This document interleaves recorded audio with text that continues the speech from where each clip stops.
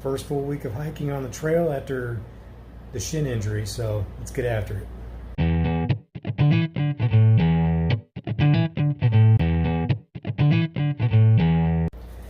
Alright, so after finally leaving my home away from home, the microtel in Gatlinburg, I got the shuttle driver to pick me up, drop me off at Newfound Gap, and I plan on doing about a 16-mile day. The elevation change wasn't too terrible, so didn't think it'd be too hard on my shin. And I was right, wasn't too terribly bad. Pumped from Newfound Gap into Tri-Corner Knob Shelter.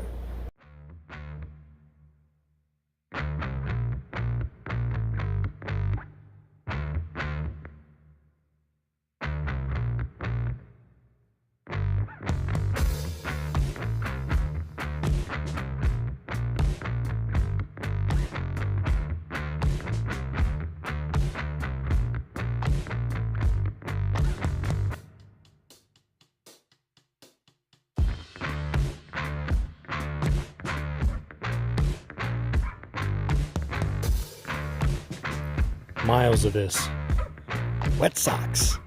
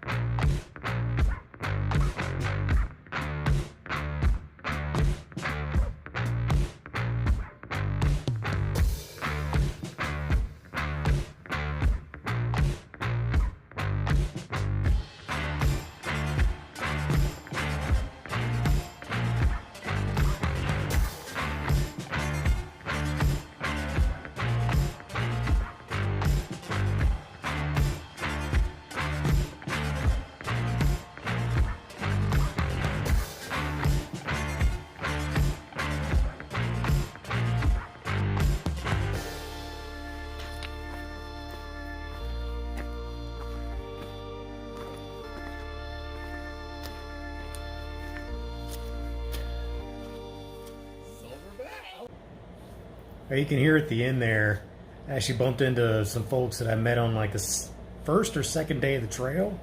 Bumped into them several times since then. They haven't been injured. They've just been kind of Cadillacing up the trail even worse than I have. But it's nice to catch up with them and actually hung out with them a little bit here in Hot Springs. Nice. Tri-Corner Knob Shelter is kind of up there, right? It's almost 6,000 feet. So it was a bit of a chilly night. And the shelter was absolutely packed. Wound up finding a halfway even tent spot to pitch my tent for the night. But first day was in the books.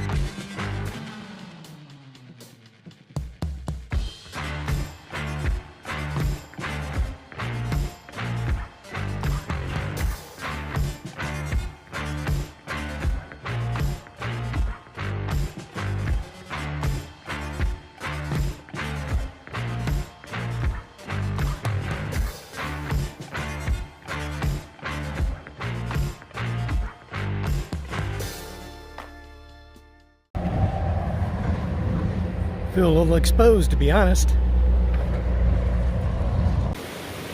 Well, that's it for today. Gonna stay at Standing Bear Hostel. I am whooped. It's 18 miles.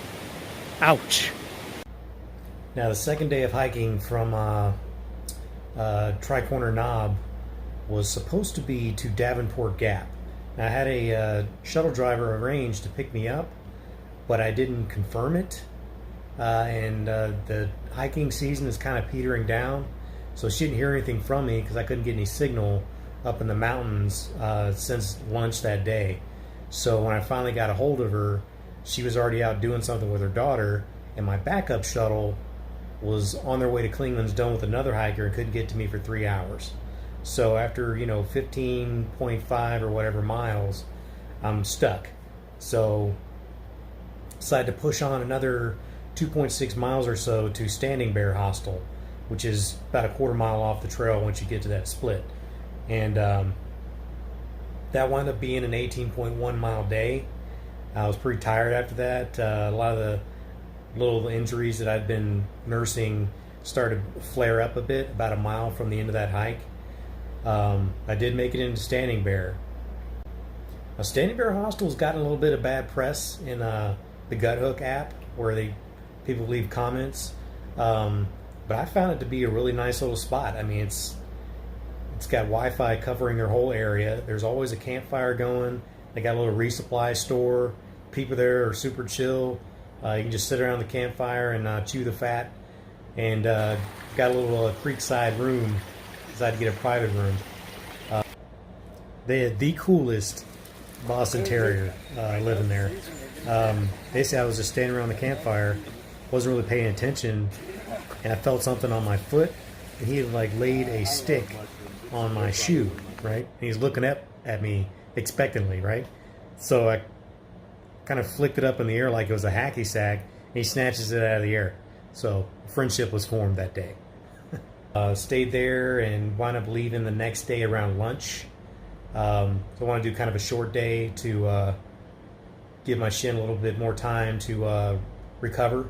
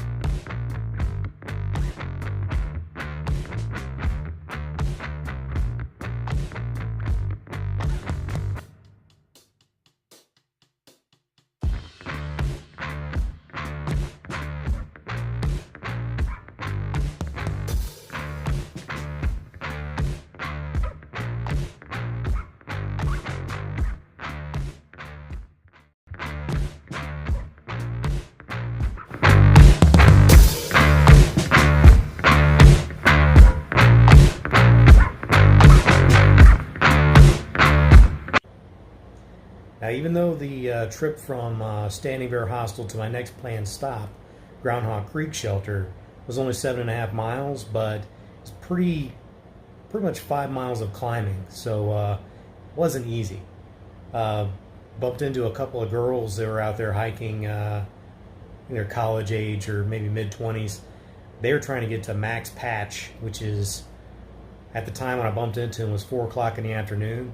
They had 6.5 miles to go to get to that with some really hard climbing. So yeah, I talked to them later. They didn't quite make it, but it's anyway, that was a nice second day or third day rather to kind of give the shin a little bit more time to relax. Groundhog Creek is a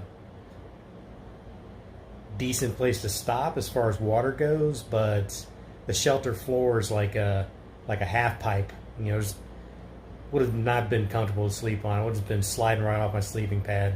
It just slopes down toward the middle, and it's not a good look. So, tenting again that night.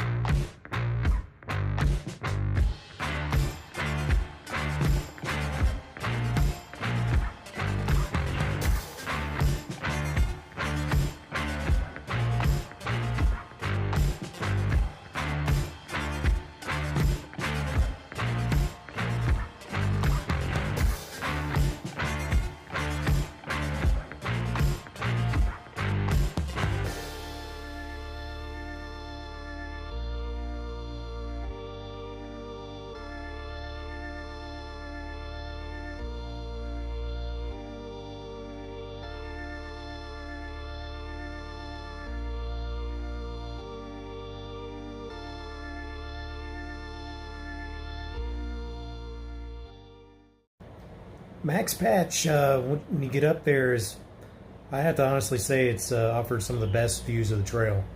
Is it worth the climb? No. There's a parking lot right there, so you'll need to whip yourself up a hill. You can just drive there in the minivan and pop a lawn chair. But hell of a view. Best so far.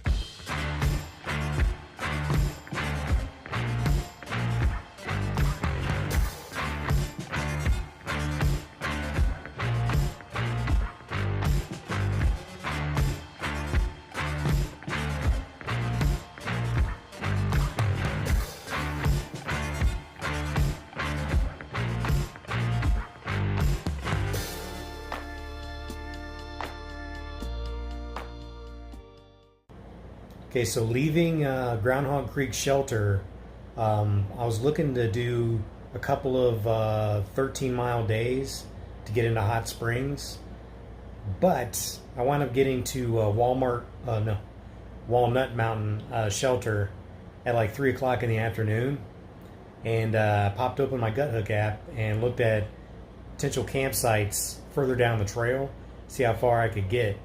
And just kind of wind up stringing myself along a little bit, 1.8 miles here, 1.4 miles there, another 1.8, and wound up doing another 6.5 miles to a sort of a stealth campsite just off the trail. And that wound up being an 18.8 mile day. But it wasn't too terribly hard. The terrain was pretty forgiving. Even the downhill parts weren't terribly rocky and rooty. So overall, it wasn't too bad of a day, and wound up being about 7.5 miles from Hot Springs by the time I stopped.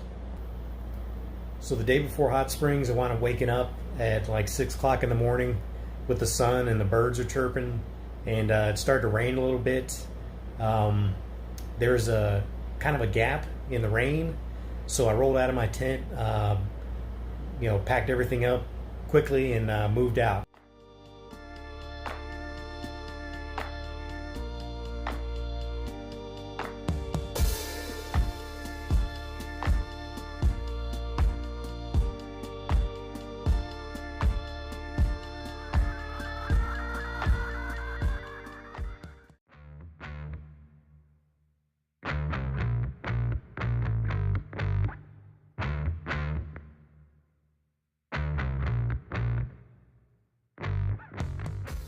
It was about 7.5 miles into Hot Springs, and it was a fairly easy decline into town. This trail actually goes right through the middle of town. It's very, very small. It's built around an old hot springs, obviously. When I got into Hot Springs, I was already kind of contemplating a double zero because I wanted to watch the series finale of Game of Thrones. And there's also kind of rafting event and 1 or 2 weddings in town. So it was actually a little difficult to find a room. I did find a room at this place called Elmer's Sunny Bank Inn. It's just basically, I think it's the oldest house in town. It's been turned into a bed and breakfast. Got a shared room in there, and dude cooks a hell of a breakfast, $25 a night. Can't beat it. He even walked up the hill a little bit to Laughing Heart Hostel and did my laundry for $5. So first day was fairly productive, and went looking for another place to stay the next night. Now the next night when I stayed there in Hot Springs was at this place called Alpine Court, right? Another place had kind of been run down a bit on Google, but I noticed that no one had left a review in like 3 years. And the dude I bumped into at Standing Bear Hostel around the campfire said he stayed there last year and found it to be perfectly fine. So rolled the dice on that and got a private room which is kind of what I want. I want a private room with satellite TV, hoping I can catch a Game of Thrones. They did have DirecTV, but for some reason they had Cinemax and not HBO. I mean, if you're going to choose one, wouldn't you choose the one with the original TV shows? I don't know. But then I started calling around town looking for another place to stay that had DirecTV or satellite TV or whatever cable, so I could watch the Game of Thrones. And I found one. It's Creekside Cabins. It's kind of behind one of the cafes here. So when I'm taking my second zero on Sunday to watch Game of Thrones. You know, Hot Springs being as small as it is, it's still got quite a bit going for it. I mean, it's got all these little bed and breakfasts here. There's a general store. There's a pretty nice outfitter with a really nice resupply stock and packs and shoes and all kinds of stuff that a hiker might need. And a few nice restaurants. There's the Mosaic Grill, which is, it's a little bit better than your average bar food, but I was pretty impressed with it. Really good pulled pork, even though it's more like it's chopped, but good quality food there. It's also dry county, so you can only really find beer and wine, not hard liquor, which, it doesn't really seem like it's that dry. But overall, I think it's a pretty nice little spot here. The Iron Horse has great steaks. I'm always on the lookout for that. Ate there a couple times. They nailed the ribeye. There's also a Hillbilly Market where you can get good prices on food, and Dollar General. So there's plenty of spots you can resupply and get your snacks and stuff for the trail. Nice little town. Right, so I took a third zero. Sorry. Here at Creekside, just because I'm a little lazy, wasn't really feeling it, and I kind of wanted to prep the way a bit. So there's a hostel about 16 miles from here up the trail that will actually do slack packing. So this afternoon, a guy drove down from that hostel to pick up my pack and give me like a cheap little JanSport backpack to put my stuff in, so I can just carry water, snacks, and a water filter, and have an easier time getting up a fairly steep climb out of town. So my plan is to slack pack up to the hostel, then it'll probably be a 20-mile day after that to get to another hostel, and then I'll be a couple of 15 or 16-mile days from Irwin, Tennessee, which is the next stop. Possibly a zero, we'll see.